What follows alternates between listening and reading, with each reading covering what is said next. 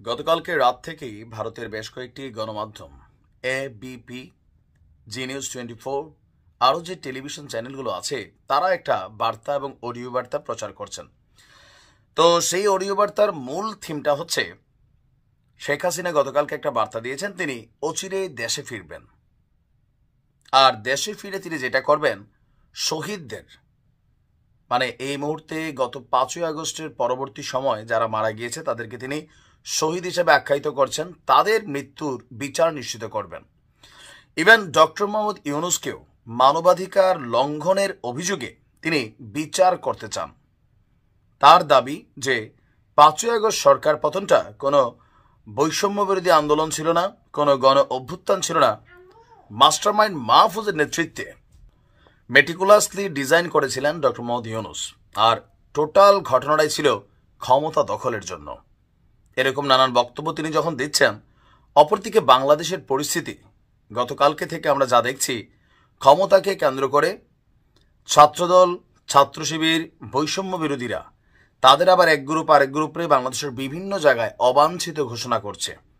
একটা সার্বিক ক্যাওস পরিস্থিতি যখন হচ্ছে, তখনই টুস করে যুবলীগ আবার এক ঘটনা ঘটা দিতে গেছিল না, মোটামুটি ঘটাই দিছে। সেইটার এগেনস্টে বৈষম্য বিরোধীরা আবার পাল্টা অ্যাকশনে যাচ্ছে। এখন আমি যতটুকু দেখছি, বৈষম্য বিরোধী ছাত্রদের এখন ছাত্র বলতে আসলে কারা, যারা এই দলটাকে পরিচালনা করছেন তারা কেউই ছাত্র না এই মুহূর্তে। আমরা যদি দেখি, হান্নান মাসুদ পড়াশোনা শেষ, হাসনাত আবদুল্লাহ পড়াশোনা শেষ, সার্জিস আলম পড়াশোনা শেষ, এদের অনেকে অনেক আগেই শেষ করেছে।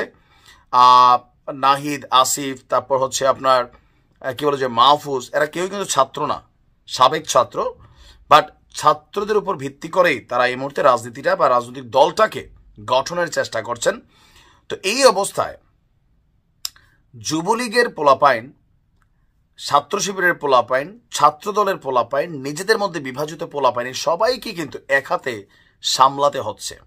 আর এটা একটা হিউজ চ্যালেঞ্জিং কাজ কিন্তু আমার মনে হয় যে এই বৈষম্য বিরোধীদের জন্য তৈরি হয়ে যাচ্ছে। আর এই টোটাল সিচুয়েশনের মাঝখানে আওয়ামী লীগ গতকালকে আপনার একটা মশাল মিছিলের ডাক দিয়েছিল।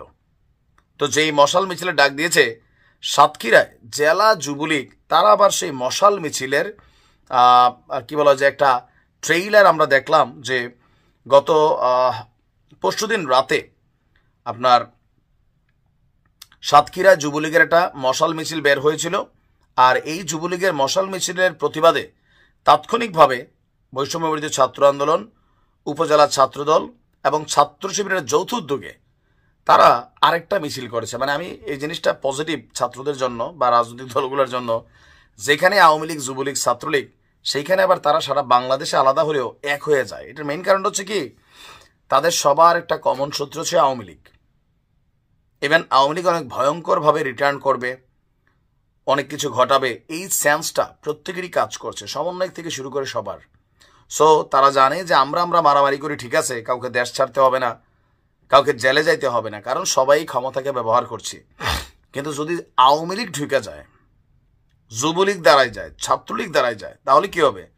সবাইকে এরা এসে অত্যাচার করবে, জেলে দিবে, ফাঁসিও দিবে কাউরে কাউরে, তারপর হচ্ছে যে মামলা হবে, বাড়িঘর আগুন দিয়ে পোড়াই দিবে, কারণ এগুলো তো ঘটছে মাঝখানে। তো এই টোটাল বিষয়টার কারণে এত অনৈক্যের মধ্যেও যখনই যুবলীগ কোনো ঘটনা করছে, ছাত্রলীগ কোনো ঘটনা করছে, আপনি দেখবেন সবাই তারা একটা টিম।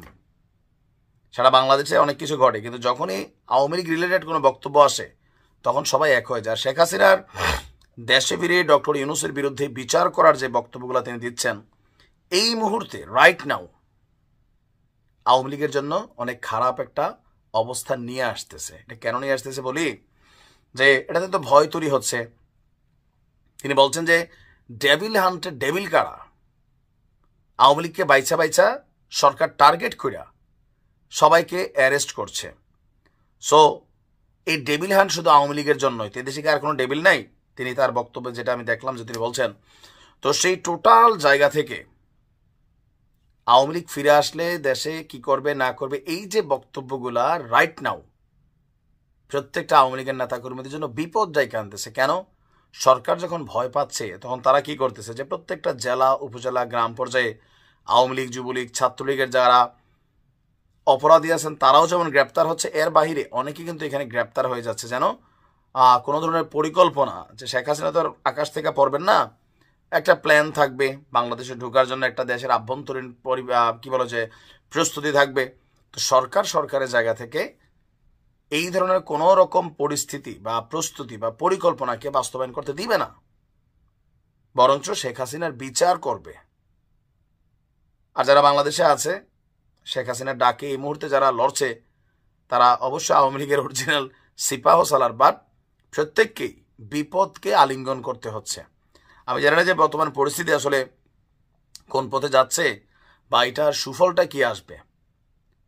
বৈষম্য বিরোধীর অবস্থান দেখেও আমরা হতাশ, আওয়ামী লীগের এহেন অবস্থা দেখেও আমরা হতাশ, ছাত্রদলের গতকালকের ঘটনা দেখেও আমরা হতাশ। জাতি আসলে সামনের দিনগুলোতে কোন পথে যাবে? আন্দোলন মানে কথায় কথায় রাজপথ দখল, রাস্তাতে কোপাকুপি, গতকালকে যে যা দেখছি কুয়েটে। তো মোট কথা মনে হচ্ছে যে এই 5ই আগস্টের পর দেশের বর্তমান পরিস্থিতি টোটালি ইমব্যালেন্স। কারণ ক্ষমতার দিকে ধাবিত একাধিক শক্তি একে অন্যকে কোপাচ্ছে, মারছে, কিন্তু কেউই ওইভাবে আটক হচ্ছে না। আপনি দেখছেন এই ঘটনাগুলায়। এখন আওয়ামী লীগ খারাপ, তাদেরকে গ্রেপ্তার করেন, কিন্তু এই ঘটনাগুলো যারা ঘটাচ্ছে তাদের বিরুদ্ধে তো ব্যবস্থা নেওয়া দরকার। ডেভিল হান্টের মধ্যে তাদেরও তালিকা থাকা দরকার। তো পরিস্থিতি আপনি কন্ট্রোল দিবেন কিভাবে? দেখা যাক কি হয়। তবে আমার মনে হয় যে শেখ হাসিনার এমন ডাক এই মুহূর্তে আওয়ামী লীগের জন্য বিপদ ছাড়া, বিশ্বাস করেন বিপদ ছাড়া কিছুই আনবেন। আপনি ফেসবুকে কমেন্ট করতে পারবেন, এরকম কমেন্ট জামাত বিএনপি গত 16 বছর করছে। কার্যত মাঠে কোনো কিছু ঘটাই দিয়ে পারে নাই। আল্লাহ চাইছে, শেখ হাসিনার পতন হয়ে গেছে। এটা আলাদা ছিল, আনএক্সপেক্টেড, কেউ কল্পনা করে নাই, কিন্তু ঘটে গেছে। এখন আওয়ামী লীগের যারা নেতাকর্মীরা আছে, যারা বলতেছেন যে কালকে দেশে চলে আসবে, এই করবে সেই করবে, এখন এগুলাতে দেশের ভিতরে পরিস্থিতি উত্তপ্ত হচ্ছে। কেউ কেউ এই কথাগুলোকে বিশ্বাসও করছেন যে তিনি ফিরে আসবেন। বাট আমি যতটুকু পারসেপশন বুঝি গত 5-6 বছর নিউজগুলা কইরা, আমার মনে হয় না যে আগামী 7 বছর আওয়ামী লীগ এদেশে পা ফেলার জায়গা পাবে ঠিক মতো, বা যাদেরকে আমরা আওয়ামী লীগ হিসেবে চিনি তাদের নাম নিশানা থাকবে। সময়ের পরিবর্তনে হয়তো পরিস্থিতি অন্যদিকে যাবে, বাট রাইট নাও এটা একটা রং থিঙ্কিং। ইভেন এই ধরনের থিঙ্কিং, এই ধরনের আহ্বান শেখ হাসিনার আমি মনে করি যে এটা দলের সাধারণ কর্মীদের জন্য বিপদ ডেকে আনতেছে। যারা বিদেশে বসে কথা বলি, বিদেশে বসে যারা আমরা প্রত্যেকটা দল মত নির্বিশেষে বিভিন্ন জায়গা থেকে বিভিন্ন সাথে কথা বলি, আর বাংলাদেশে আপনি বলা এক কথা না, আপনাকে বিপদ মোকাবেলা করতে হবে। দেখা যাক কি হয়। ভালো থাকুন।